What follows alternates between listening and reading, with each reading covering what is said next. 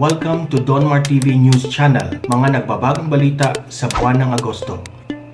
Ito si Leni Robredo, ano ba naman pinagsasabi nito? Grabe itong nega ng tao na ito. Grabe napaka-nega nito. Sobra. As in sobra. Ano kayang pakiramdam ng asawa mo ganito? Meron ba sa inyong ganyan ng asawa nyo? Siyempre, wala nga amin sa inyo. Ganyan yung asawa mo, ganyan yung kapatid mo, ganyan yung jowa mo. Yung lahat na lang ng gawin mo, nega. Eto, tingnan mo ha. Sobrang bagal kasi natin. Ha? Napigilan sana ang pagkalat ng COVID sa bansa kung noong Marso pa lang ay umabot na sa 30,000 tests kada araw ang ginagawa ng gobyerno. Ayon kay Vice President Leni Robredo. Ha? Tingnan mo. Sa ASEAN, ngayon tayo yung pinakamaraming test. Nung nakita ko, syempre natuwa ako. Syempre natuwa daw siya, may ganon. Pero, yung sayang lang para sa akin, kung ginawa natin yung ganitong testing by March, siguro na-contain natin. Sobrang bagal kasi natin, pero kahit na may panghihinayang, mabuti na rin na na-reach natin yung target testing.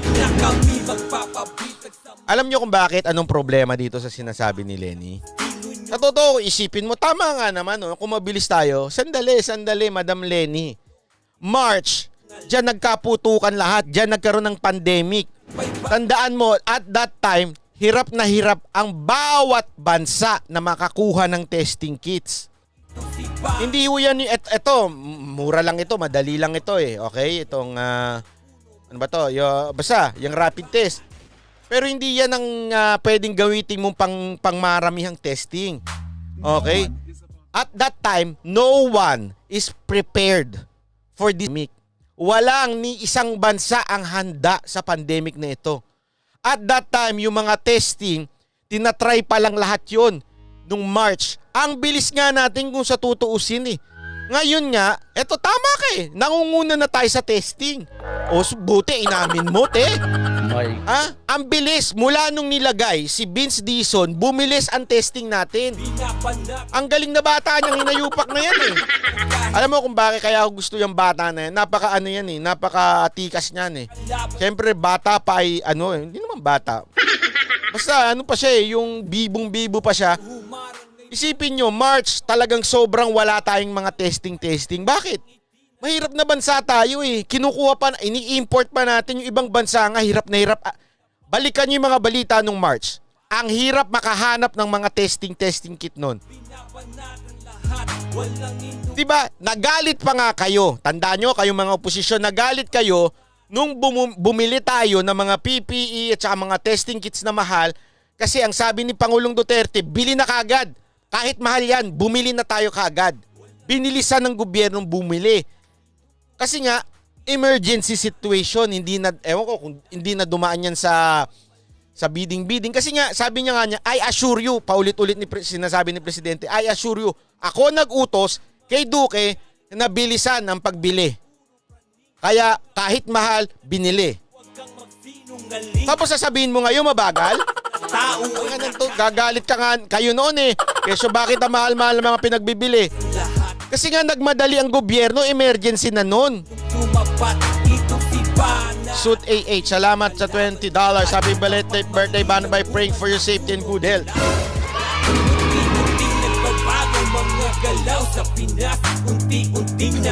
Di ba napaka-importante niyan. Ang bilis-bilis na nangyari yan. Ngayon, aminado kayo. Kaya nga sabi ko sa inyo, wag ko kayong, ako medyo syempre napapraning ka din. Kaliwat kanan na lang ang may COVID sa atin. Sa totoo lang, kasi sa atin, meron ako napanood na vlog sa Japan. It will take them 1 week para makuha yung result.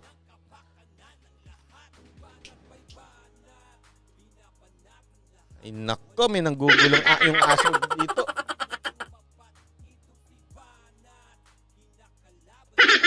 Kapag mali ang bunga ng puno mula sa kami magpapabitag sa mga patibong at mapabaho na estilo nyong dumadagundong. Ay nako, kaya nga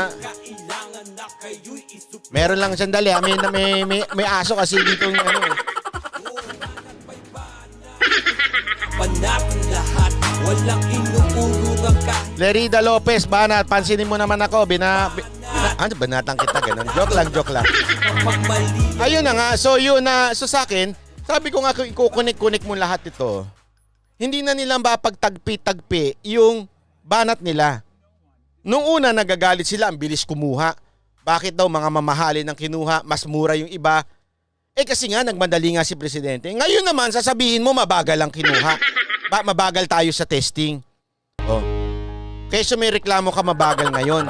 Pero aminado ka na tayo yung pinakamarami. Pero kailangan negative pa din yun, ha? Maribel Ski, salamat sa 20 Canadian dollars. Welcome back, Mr. Banat. Namiss ka namin sobra. Please shout out to the Potpot Show. The bodyguards and to all the puyaters and habangers. Hello po, Maribel. Itong si Bana, kinakalaban lahat. Kapag mali ang bunga ng puno mula sa ugat, subukan mo ng humarang ay mayayari ka, boy. Mga maling balita nyo'y kanyang itinataboy. Tinatanong ko sino yung pumasok sa...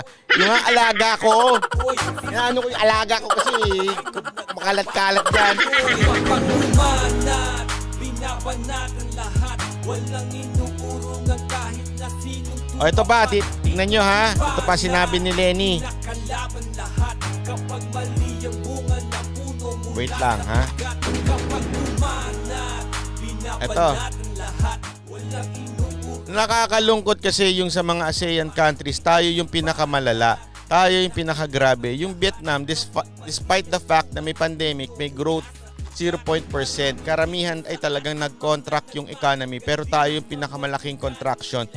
Tayo rin kasi yung may pinakamahabang lockdown. Huwag kang Eh, sino ba nag-request niya mag-lockdown uli? Di ba nung una kayo nangunguna niyan? magbaibanat. Kayo nangunguna niyan eh.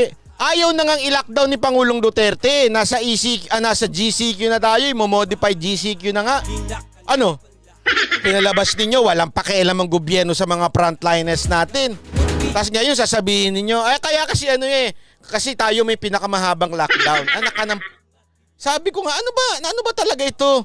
Albert Valenzuela, welcome back. Banabay, pagaling ka boss. Stay safe. Salamat po. Belated happy birthday from Ontario, Canada. Di ba hindi ko maintindihan? Tapos na ang panahon, nilapastangan nyo ang bayan ng Ito na ang panahon upang kami Isipin nyo ito ha. Isipin nyo na mabuti. Ha? Aminado sila na kaya tayo bumaba. Kasi tayo yung pinakamahabang nag-lockdown. Sandali muna. Sino ba uli nag-request na i-lockdown? Pinangunahan ninyo. Lahat kayong oposisyon. Pati mga artista, pinangunahan ninyo, sinasabi ninyo, kawawa naman ng mga frontliners natin. Kawawa naman, kailangan makinig ang gobyerno. Gumanyan-ganyan kayo. O alam nyo pala ang dahilan. Ngayon, keso, parang may kasalanan na naman, gobyerno, si Duterte na naman. kayo kay tatay ko. Banat may banat, Hindi si Ibana, ayoko na si Ibana, di na ako pinansin yan. urungan kahit na sino. Tsaka may nagagalit ng mga taga-Amerika, sabi nila, bakit nung ba lagi pinaano yan si Ibana, pinasisikat mo lang yan, di naman kilala dito sa Amerika yan. Banat, Totoo, meron nag-email sa akin ng ganyan.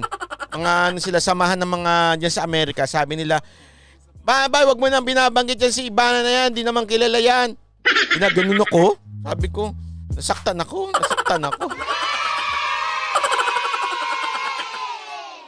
Ayan na nga, yun na nga.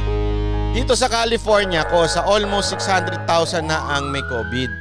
Oo nga alam mo, yan ba sa California, ang sinisisi ba si Trump? Bakit may COVID ang mga tao dyan? Si Trump ba? napanatan lahat. Walang inuurungan kahit na sino tumapat. Itong si Banat, O, pasayawin muna natin si Banat Boy para makapagpahinga ng konti yung aking voices. Pasok, Banat Boy!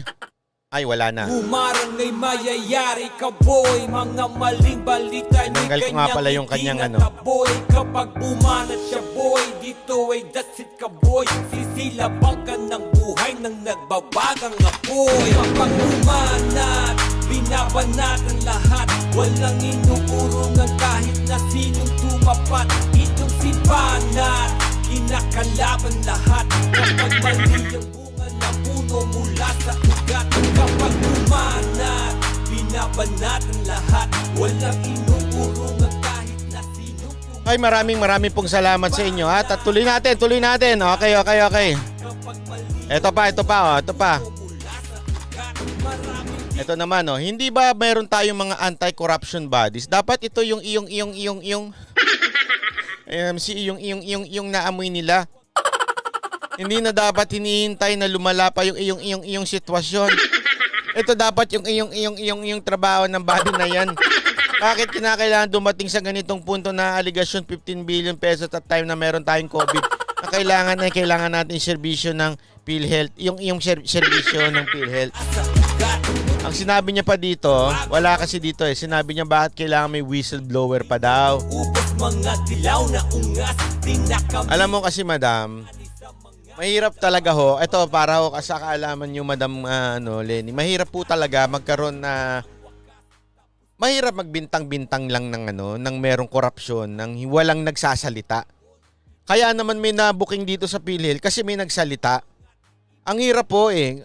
Hindi naman pwedeng basta lahat na lang imbestigahan ng PACC, imbestigahan na lang yung lahat ng ahensya nang wala namang lumalapit sa kanila. We have to do our part. Sa madaling salita, kunwari merong isang ahensya, may korupsyon dyan, ano yun? May maiisip lang bigla ng PACC, may korupsyon dito. Lumabas sa aking crystal ball. Sa ano ko lumabas na merong korupsyon dyan? Hindi kailangan talagang meron magsabi, may mag-initiate, may magsabi na, oy, merong korupsyon dito, pakiimbestigahan. Kaya nga, di ba, nakita nyo sa PhilHealth, di ba, nung agad-agad na lumabas yung may korupsyon, yung nag-resign, I think after 2 days, meron na kaagad resulta ang PACC. Ang bilis nga eh. Pero syempre, kailangan nung meron magsalita. Yan yung kailangan natin bilang Pilipino. Dapat tayo magsasalita. Kung meron tayong nakitang korupsyon sa isang ahensya, lalo na kung ikaw ay government employee ka, pag may nakita kang parang medyo sabit dito, bakit ang mahal nitong project na ito pero ganito lang yung nakuha? Bakit ganito lang yung ganyan? O kung walang magsasalita dyan, paano mo sasabihin may korupsyon kagad? My God, I hate drugs. Kapag bumana, Diba ho? ang lahat. Walang inuurungan kahit na sinong tumapat. Itong si Bana, kinakalaban lahat. Kapag mali ang bunga ng puno. Meron kayong magandang sasabihin ito si Madam Lenny, no? Parang wala talaga, no?